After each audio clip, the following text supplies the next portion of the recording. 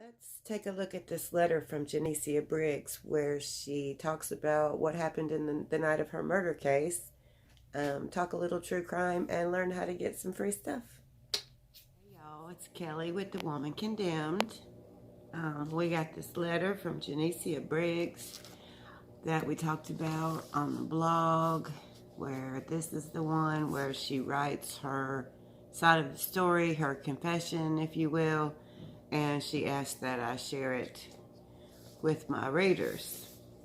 So that's happening. And then I got a couple other letters this last week and during the Christmas holiday. So this thing is really long from Janiecia. And if you're not familiar with her, just look back at the blog, some of the things that we've discussed on her. She wrote me, she's in Florida, she's accused of murder. She was pregnant when she killed this lady. She got a hold of one of these, my placards that sometimes I'll send them to people, or family members of inmates will send them to people and they write me, and that's how I got her. So this thing is long, like I'm saying, so I'll read it. I might fast forward through some of it, but if you want to see the whole thing, I'll put it on Patreon and you can get a look at it there. The first page, I don't think I should read a lot of that. This is like some real Orange is the New Black kind of drama, prison drama bullshit. So I'm not sure how much of that you guys are really interested in. Let me know if you're interested in that kind of stuff.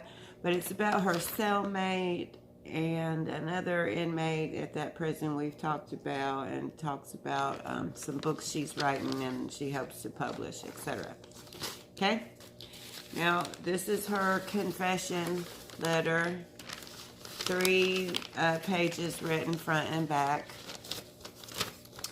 It starts out March 1st, 2015. I left work at approximately 7:30 p.m.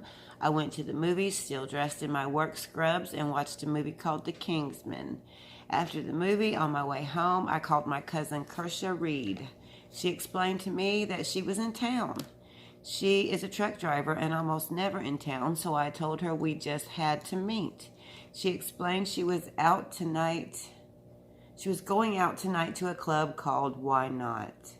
I said to her, but you don't drink and drive. You're CDLs. How will you get your car home? She told me she was going with the guy we called Lucky.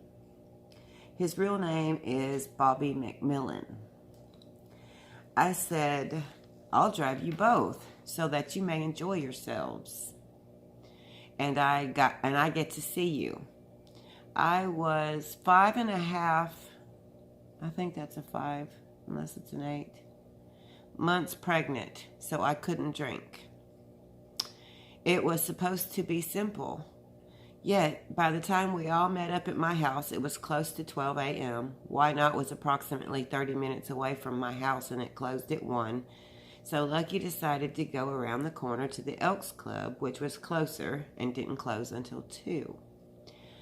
We went to the Elks, and once we got there, we saw Brian Reed in the parking lot.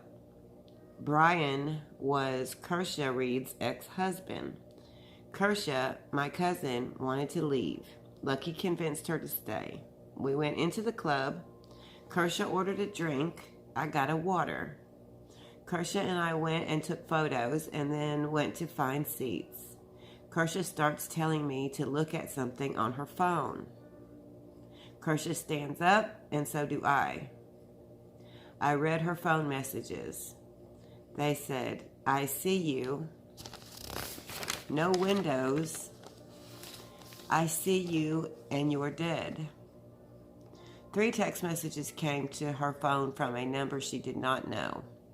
We both went to show Lucky and we were going to leave.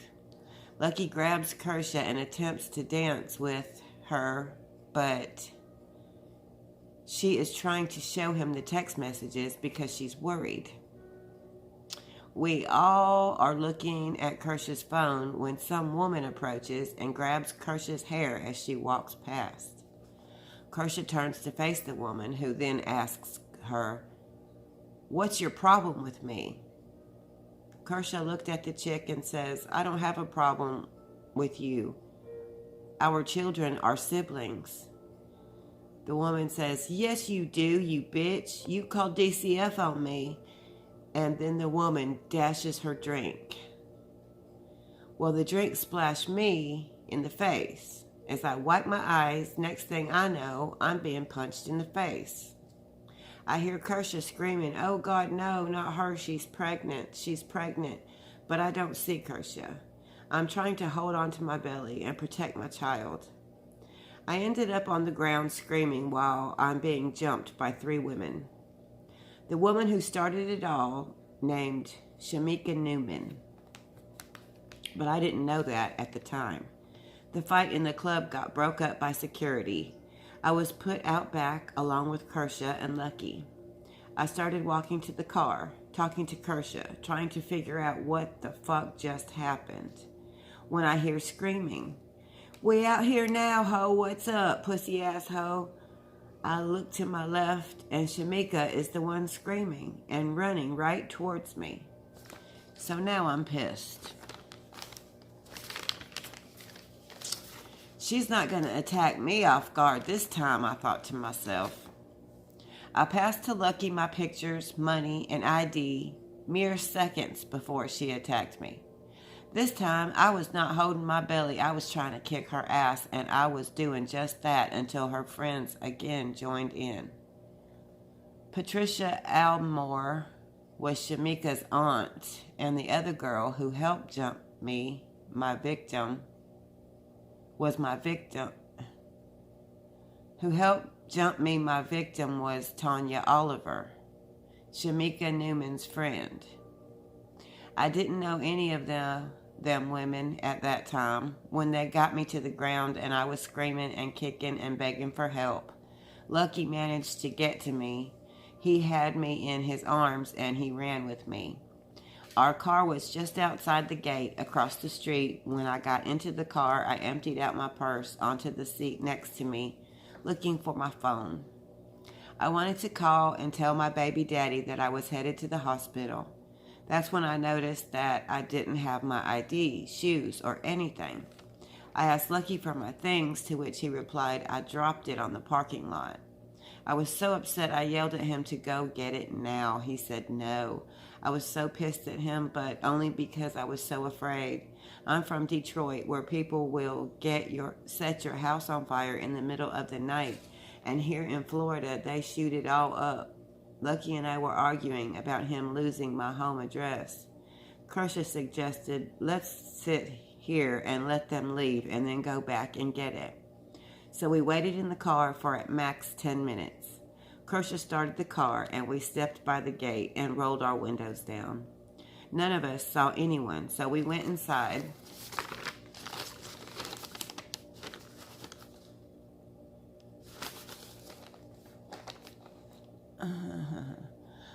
The gate.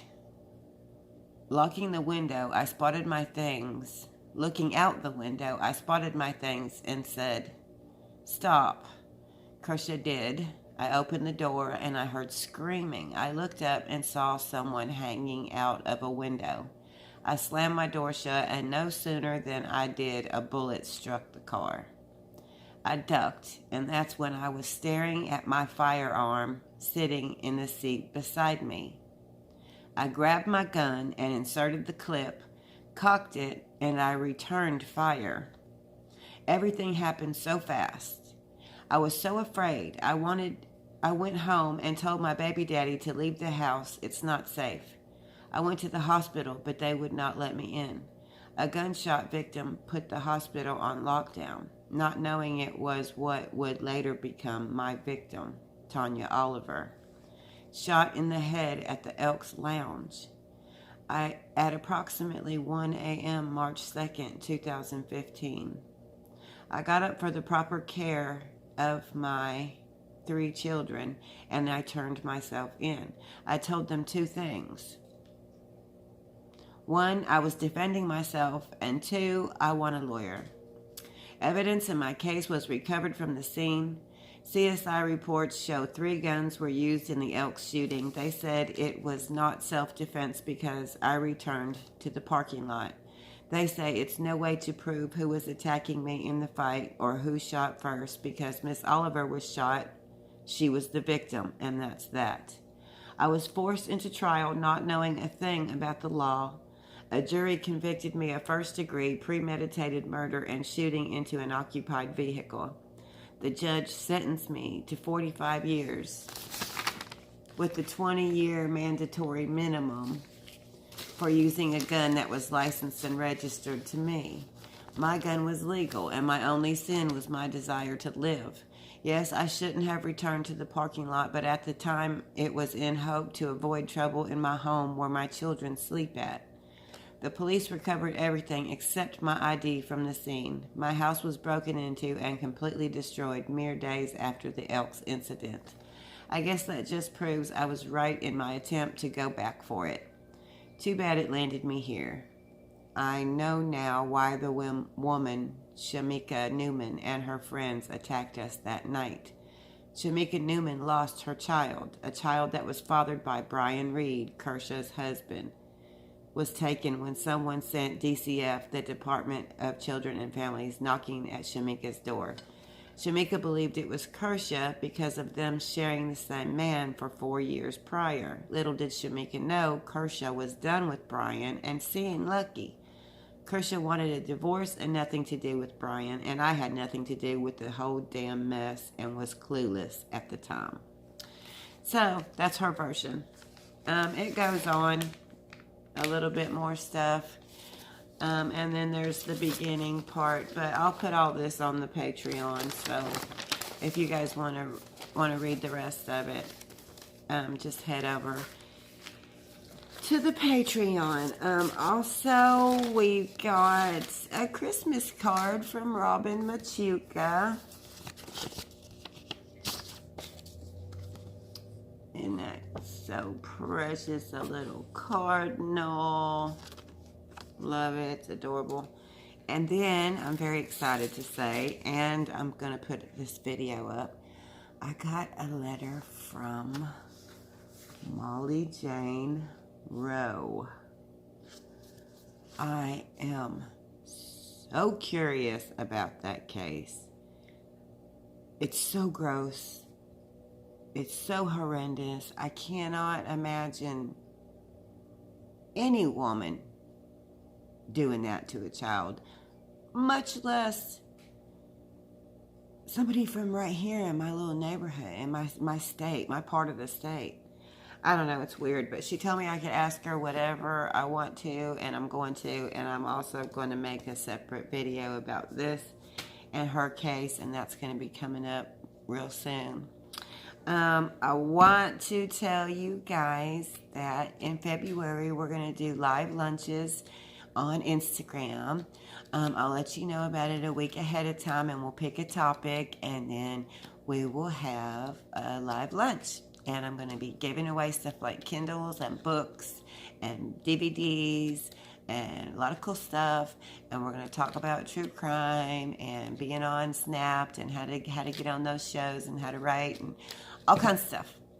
So, thanks a lot for tuning in, and don't forget to like and subscribe so you can keep up with all this true crime awesomeness.